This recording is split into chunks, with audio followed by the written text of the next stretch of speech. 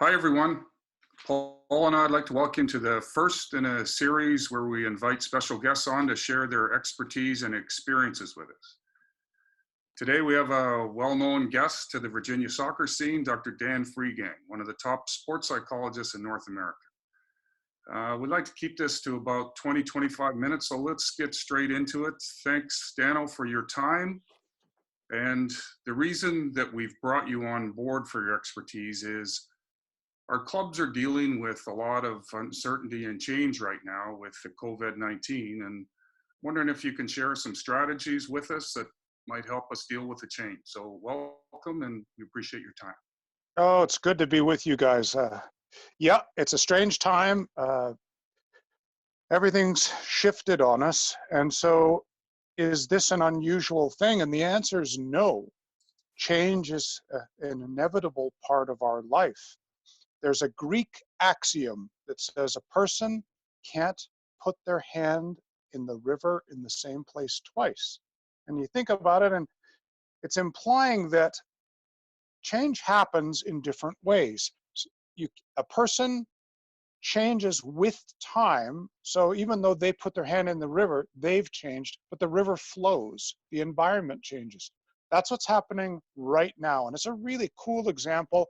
We get to choose how we respond to this by putting our head in the sand, or we rise and adapt and change with it. And it's one of the great experiences we have. So look, the first thing for all of us, change is inevitable. It's normal, and it's part of our human experience. So what do we do with it? Well, the answer is change is an opportunity for growth. Yes. And this comes to the idea, what do you do when you're faced with new environments? Do you go back to something old and use an old technique? Or do you rise, adapt, improvise, create? When you do that, your mind changes, your world changes, your motivation changes. So we're really using this demand from the environment and shift because of COVID to change for the positive. And this is a theme in our human experiences. It's not just today with COVID. Growth from being a little person to teenager to adulthood, children coming into your life.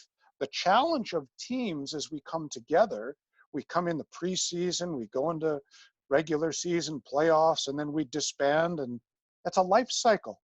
One of the best things about working in sport is we get to have these great experiences of change. So this is just another part of it. Change is inevitable.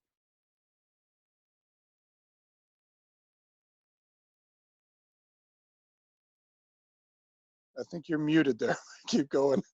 So anyway, this idea of change, guys, if you look at our great literature or the great movies or the great experiences we have, the masters will tell us, you're going to have to move forward to climb a mountain. Will you be scared? Yes, you will.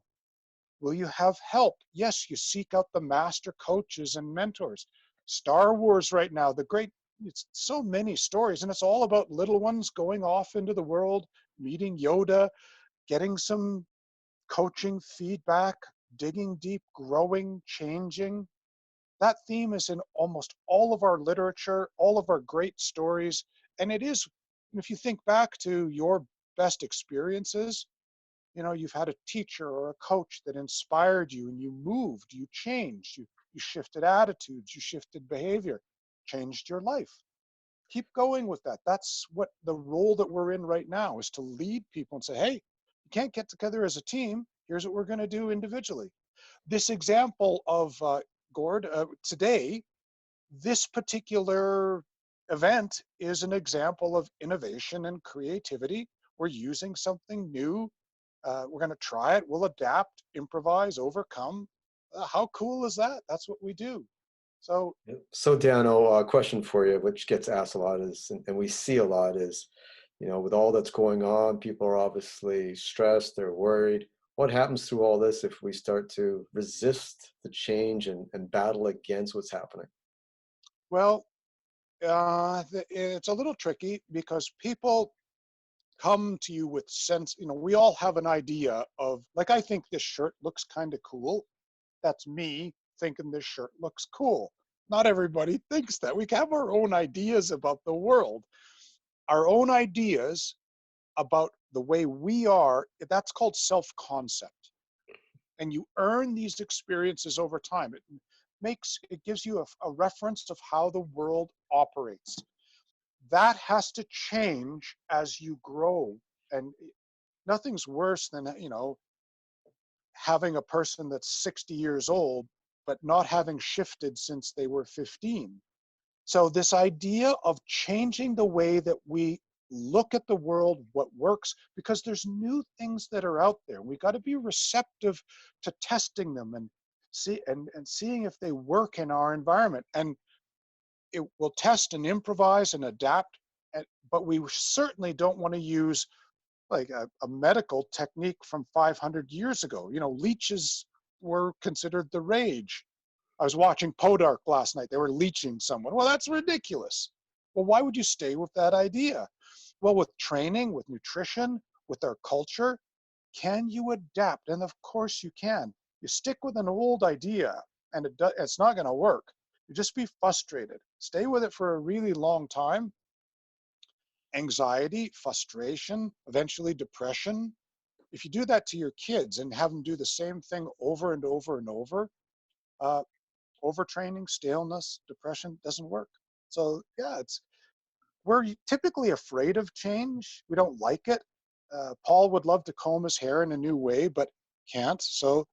But the idea is that once you start in on this path of change, it's kind of invigorating. It puts you at the center of the experience. Change is kind of a human way to go forward. So Dana, with the clubs now dealing with their own environment here, and we got a variety of clubs from rec clubs to travel clubs, small clubs, large clubs. You think it's just a good idea to wrap their arms around change and let them kind of figure out what's best in their own environment and then adapt and move forward? Or is there some strategies and ideas that you've come across that might be able to help us? Well, it's a bit of a hybrid because every situation is a little different, but you want people in your environments to follow this, podcast or this webinar and look and say, what are people coming up with, and innovate and see what the best practices are. So as human beings, we are social animals. We like to engage with each other and share ideas. You don't want to go into a silo and put your head down and say, I know everything and we're going to do it the way. That doesn't work. But you can search out the best practices. Like, for example, some places are quarantined. Where our place isn't quarantined, you can still go out to a park. Now, you just can't have more than 10 people.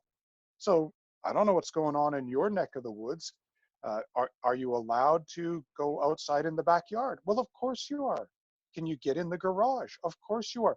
I was on a webinar this morning with boys from Sweden, and they're quarantined. They can't even walk on the streets, but and that we were creating ways of doing things inside the garage, and there was snow on the ground there too.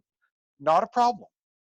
And that's an example of growth. What can you do? You get your little brother out there, get the balls out, start whacking them. The little brother will become a world-class goalie by the time this COVID's over, but you're creating opportunities to train.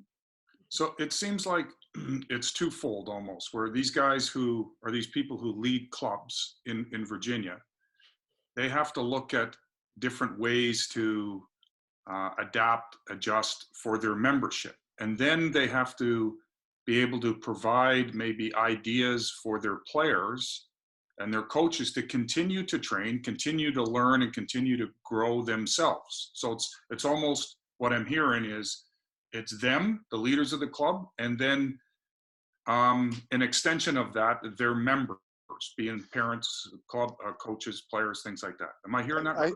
Yeah, I think you're correct in the way that you framed that. And because they're in a position where they can lead. And the great thing right now is the pressure to travel and compete is gone. That's fantastic. If you're in a really high performing environment, you perform so much, you don't get this chance to go back, train, create, innovate, improve, practice. There's where we are. This is perfect. You know, can you imagine one of your technical guys that says, okay, for the next week, 2 weeks, all we're going to do is left leg or, you know, off leg. And they come into competition, you know, 6 months from now, they're going to be the best team in the nation because they've just done something they couldn't have done during heavy competition. So I think there's a way that you frame this and look at it as a great opportunity to do, you know, deliberate practice. That's, you know, technique training. And if you go through all the masters of the world, whether it's academic, you know, mathematics or writing, music or sports included, and included soccer, this is a great time for you to master your skills sitting right in front of you. All you need to do is get kids in the garage, in the backyard. Bam, we become Brazil in 6 weeks. I'm not kidding. That's the way you frame this. And out of that, people will bite.